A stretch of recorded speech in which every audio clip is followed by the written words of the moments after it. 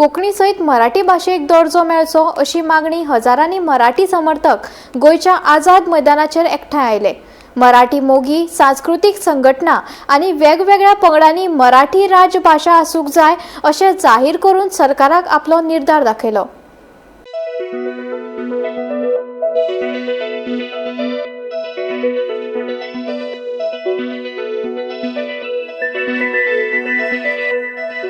आपण राष्ट्रीयतेपासून कसे दूर जात आहोत हे दर्शवणारा तो सगळा दृष्टांत होता।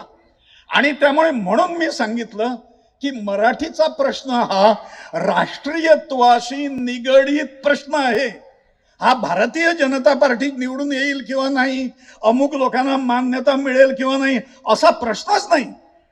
इथली राष्ट्रीयता, इथलं भारतीयत्व जर आपल्याला टिकवायचं असेल, पोर्तुगीजांच्या कारकिर्दीतून आपण सुरक्षितपणे गोवा बाहेर आणलं, मराठी माय मराठीने बाहेर आणलं, आणि ते जर आपल्याला भारतीयत्व जर टिकवायचं असेल तर मराठी शिवाय आणि मराठीला राजभाषा केल्याशिवाय पर्याय नाही, हे मी सांगू इच्छितो।